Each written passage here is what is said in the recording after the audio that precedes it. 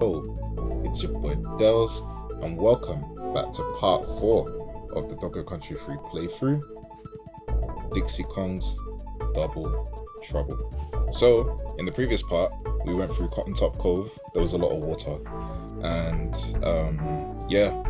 we faced the slug. We basically fought a water fountain.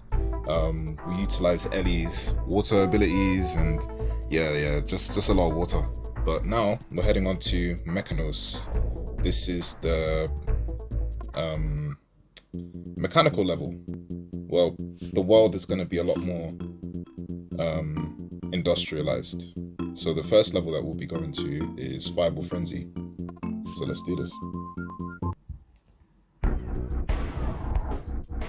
Now already you can hear from the music that this place is it's got an industrial vibe, very hardcore. And we got some owls shooting fireballs. These are the fireballs. They look like, Wats's. They kind of look like those, or like Cheetos if they had ball versions, We have to avoid the fireballs that the owls are shooting from the cannons. It's a nice element. I actually do like this stage, because again, Donkey Country 3 does a lot of background to foreground elements, which just goes to show what the team were trying to do when they were making this game. Speaking of the team, a lot of the differences that you see in this game is due to the fact that the A team for Donkey Country, the people that made the first 2 games, they went on to make the Banjo and Kazooie games for the Nintendo 64, because around the time when Donkey Country 3 was coming out, it was during the SNES's it came out during the end of the SNES's life cycle. So the B team was the one that made Donkey Country 3.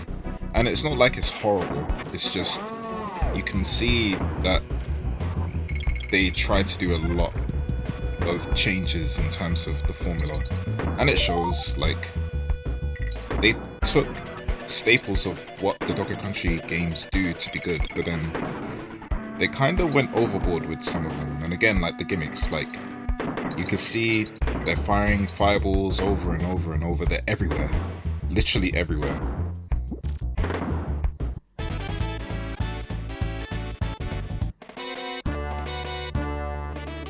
Alright, so we need to kill all. Oh, that was close.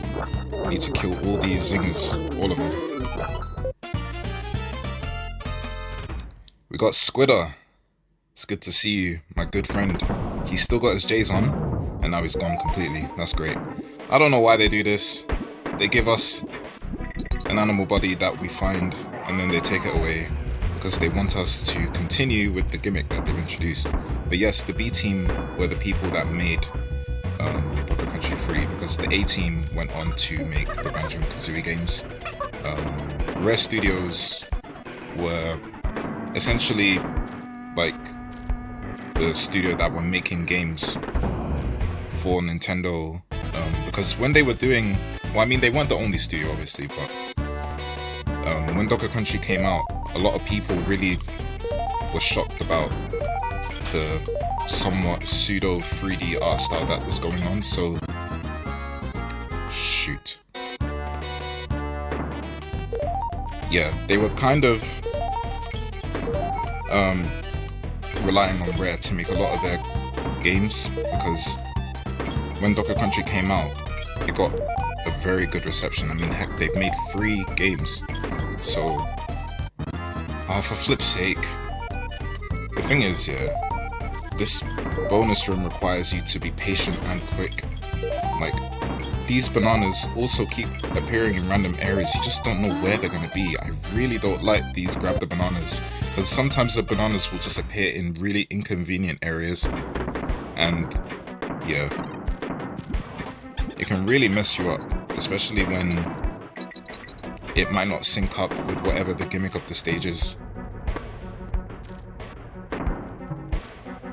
Right, that's the DK coin here.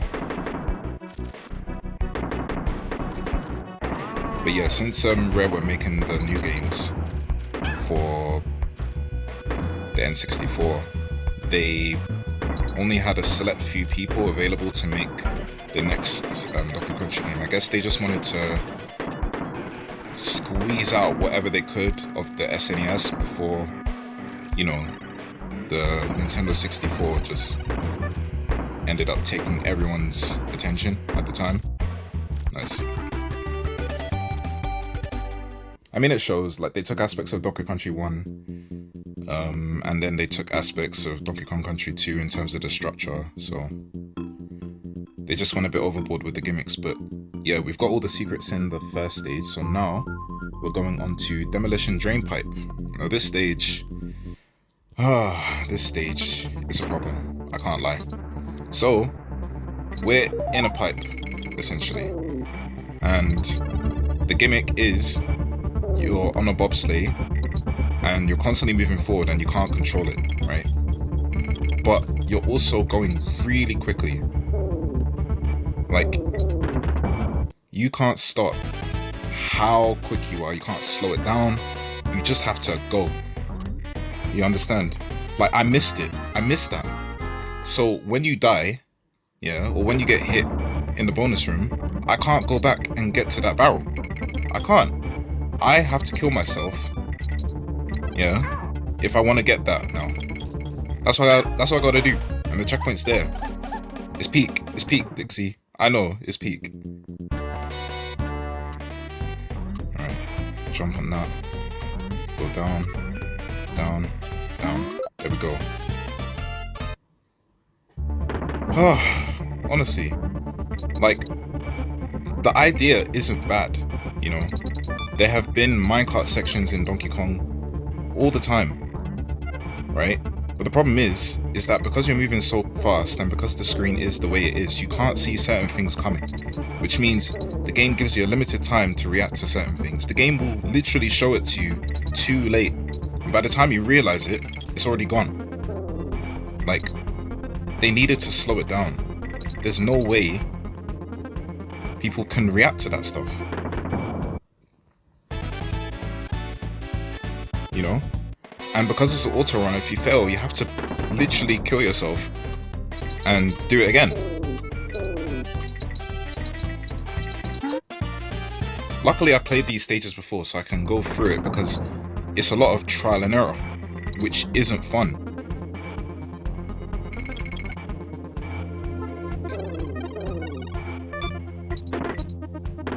Look, I made that look easier, but trust me, it's not.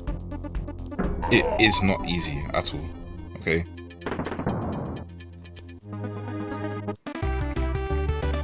That stage has a lot of issues, I can't lie. They needed to slow it down. But yeah, if you play that stage a few times, you'll get used to it. And you'll be able to see certain things coming. Or no, it's not even about seeing certain things coming. You will expect it. Do you get? The amount of times I had to replay that, you will expect it. And then you'll just have to redo it over and over again. Anyways, we are heading on to the third level, Ripsaw Rage, and this is one of my favorite stages in the game. Quite controversial, actually.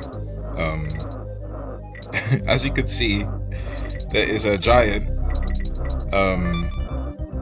saw blade cutting through this tree, and it's trying to cut the Kongs. Oh shoot. Nice. Jump. Okay, I saved it. It was all planned. Like, nothing happened, you know? Only the best of Donkey Kong players can be able to pull that off. Like me, obviously. Anyways, yes, there's a giant saw blade that's cutting through this tree, trying to reach the Kongs, and I don't know. This level is very memorable to me because, like, there's not a lot of levels like this, whereby you see, what is it? The Kongs having to essentially avoid a giant saw blade. Like, of course the Kongs will get themselves into such a situation. You know? Of course they would be in a situation where they're climbing a tree, and they're avoiding a saw blade, you know? Of course, this Lumberjack, who is working overtime cutting this tree that didn't hurt nobody, is now just trying to kill the Kongs. Like, what did we do? Like, why are the Kongs hated so much like this? It doesn't make sense. Relax, bro. It's okay. Please. You can stop cutting the tree. It's a very tall tree as well, you know. Are you not tired? Like, how long is this saw blade? To be able to reach this, this isn't just one tree. This is multiple trees, you know? But while this stage is funny in terms of its idea, and it's also good in terms of its flow, because all you're doing is just jumping, running, and being quick. But as you have just seen, there's the issue. The game encourages you to be quick, but also you can't be too quick, because then you'll be killed by things above you. Shoot, I'm gonna die here because we need that.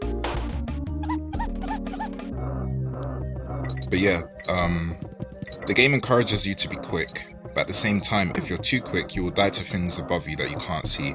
And if you're too slow, then you'll obviously get hit by the saw blade. So again, it's all down to the camera. Shoot. See, I had to jump. Where else was I supposed to go? But if I waited, the saw blade would have caught me. You have to be quick, but you can't be too quick, you know? Okay, jump. Oof, I didn't know what hit me there. I thought I got hit by an enemy. When I froze, I was like, wait, what? I didn't expect a DK barrel. Anyways, grab this barrel and go into the bonus barrel here.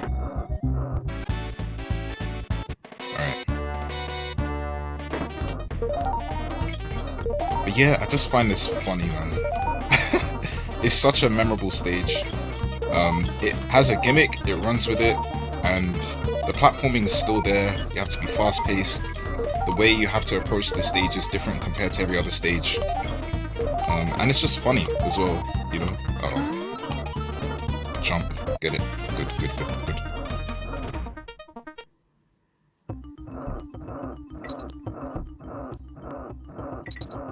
And it also helps when you have very pressurizing music as well. You really feel the sense of danger when you have music like this.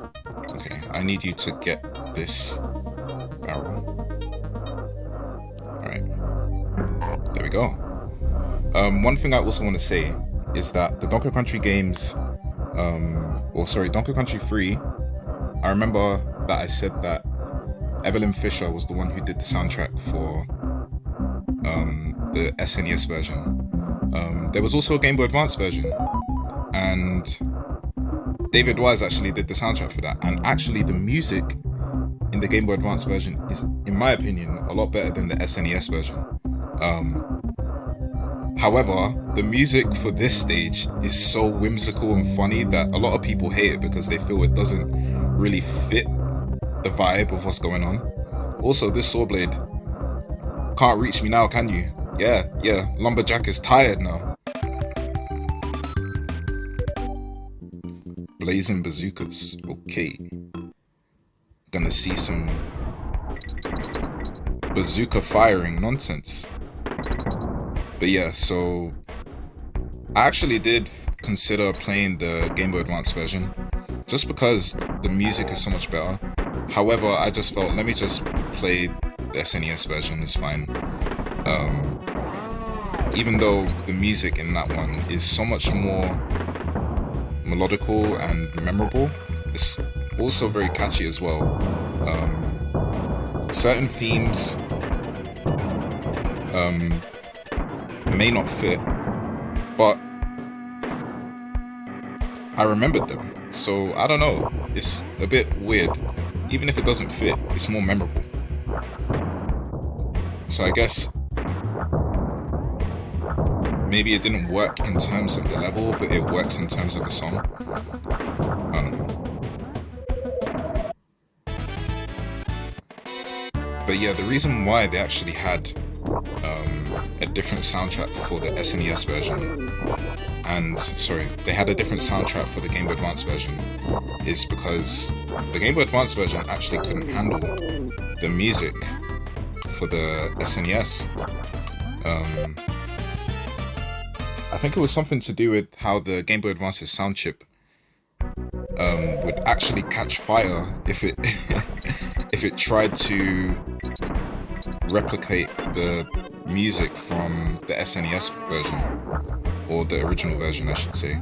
I think it was because a lot of the music in the SNES version is very low, and I think maybe it was causing some issues with the sound chip. It just couldn't handle such low frequencies, and it caused it to catch fire, so David Wise had to make a completely new soundtrack. Now, take it as you will, you could either say that the music is so fire that the Game Boy Advance's sound chip caught fire, or the music is so garbage that the Game Boy Advance just rejected the music in general. Either way, we did get music for Donkey Kong Country 3, it's just on the Game Boy Advance version. And that version also has extra stages too.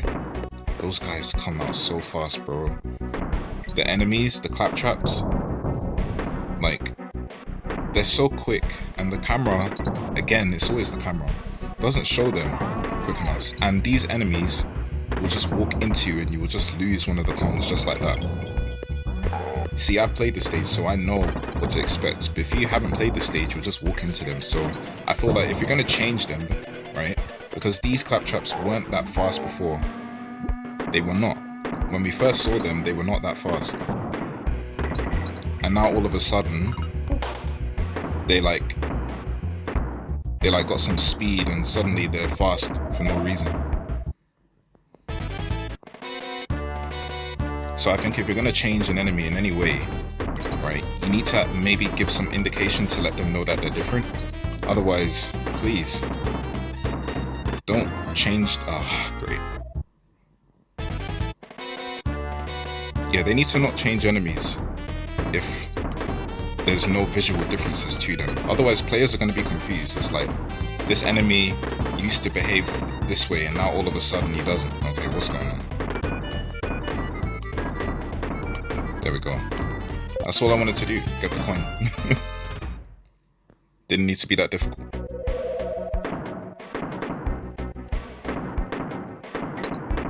Nice. Good. Fudge! Go now!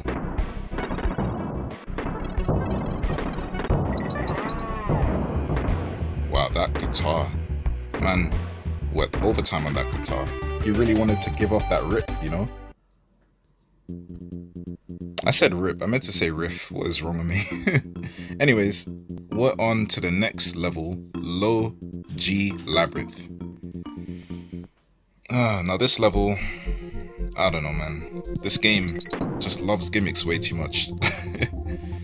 So, we're in another pipe or sewer, and essentially there's this green mist. Remember K. Rool was always giving off like that weird magic from his cannon? Yeah, so I don't know if he had a green one, because he had blue, red, no, he didn't have a green one, but he had blue, red, and purple, right? Anyways, he didn't have green, but basically the green mist, as you can see, makes everything slow, and you can jump really high as well. So think of it as like, no, I was gonna say Mega Man, but Mega Man doesn't move slowly in underwater. But basically, yeah, it's like being in space. Think of it like that. And I think that's what this music's trying to go for, because everything is very like slow and quiet as well. But that's the thing, like, this music isn't that memorable. Like, I actually have forgotten what I was just listening to literally right now. I mean, the bonus room music is more memorable than this. Let's get this one started, I don't want to forget it. Okay.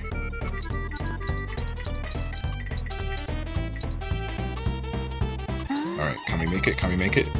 Yeah, we can make it. Anyways, yeah, so basically it's low gravity right now, and we have to traverse this whilst using everyone's least favorite animal body bird, Squawks. Sorry, Quawks. Squawks can actually fire off coconuts, so I mean, they gave Quawks abilities because in Donkey Country 2 all he could do is descend like a parachute. Whereas in this game he can actually fly and pick up barrels. But that's the thing, like, these animal bodies use so many external factors. Like Ellie isn't, as much as I like Ellie, I find her abilities to be very situational, because she requires you to use external factors such as water and the barrels that they litter around. So if there's no barrels and if there's no water, then all she can do is jump, which is, I mean, all the Kongs can do that. You know? Can you kill that? Thank you. Like, your beak is literally touching the thing. I'm so glad it didn't kick me out though. Right. At least with Squawks now. But what? How did that not hit you? Okay, the game is being dumb. What's going on? Right. Oof.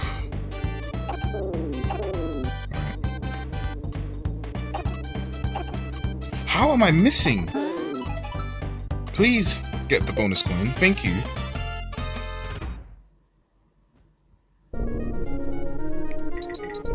And now we're back to Quawks again. But yeah, even Quawks, he has to use barrels. Just barrels. Like, there's so many barrels in this game. I mean, that's not to say the barrels are bad. I just, like, the animal bodies were great because they provided something the Kongs couldn't do. But if I wanted to throw barrels, I can do that as a Kong. Do you get? Alright, let's kill him. Is there another barrel? Yes.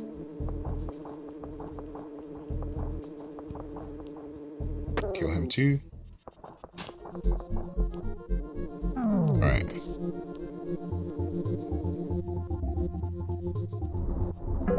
Nice. And that's how you get the DK coin. You have to go to the left, and if you go to the right, you will lose the opportunity to get the DK coin because Quawks turns into, I think, bananas there, actually. You need to go to the left-hand side to get the DK coin. If you go here, right, you get some bear coins, which I still don't know what they're used for. And you also get the invincibility barrel, which still has the same noise in Donkey Country 2. No. Okay, good. We got the G. Because we're Gs. Go, go, go, go, go, go, go. That roll was sad, but you know what? It's fine. Do you see this level design? Look at this. It's just littered with zingers, man. This isn't it. I don't like level design like this, man. But you gotta do what you gotta do when you have gimmicks like this. You have to make it challenging. But it's fine, we got through it. Damn, I completed all these levels with just Kitty alone? Rotted. Dixie, you're useless. This is supposed to be your game? Anyways, we're on to Chaos Carnage, I think? I don't even want to bother reading the text. Anyways, this is Chaos. You have to go underneath the flame before he fires it off onto the ground and causes like a flame shockwave. Jump on the platforms and then you have to jump on his head. I missed opportunity. So, shoot. Oh, I still hit him. Nice, nice, nice. I thought I missed opportunity. Okay, well, I'm not gonna beat this level with just Kitty. So, jump. Thank you. I don't even know how Kitty was able to fit under that flame anyway. Man, so wham. Jump, jump, jump. Nice. So after you hit Chaos a third time, he'll take off his cap and that will they'll both start hovering above you as you are avoiding him. And and then you hit him again. Does Chaos have sunglasses? I'm just realizing this. So you want to just run and try and not get hit by the laser that is there, because if you do, then yeah, you're dead. Okay. Ooh. I like to jump because it's a way of faking them out. Okay, I think we got this. Yeah, light work. We're done. Does Kongs win? Of course they do. Does not compute. Next time we meet, Chaos will win. Chaos. What are you, Sonic? You're a Sonic villain? Alright, cool. So, we've beaten Mekanos. And now, we'll go back to Funky Rentals. Yeah, so my game crashed. So I had to redo the whole Chaos fight again. I don't know why this keeps happening, but luckily I had some stuff saved. Anyways, we give the jet skis to Funky Kong so that way he can hook up us a new ride. A turbo ski. So with this, we can now access areas that we couldn't access before. So we can go up here with our turbo ski. And yeah, next place that we'll be going to is K3. So in part 5, we will continue on with K3. And yeah, I hope you guys enjoyed this part. And I hope you guys are also having a good day or good evening whenever you're watching this. And I'll see you in the next part. Peace.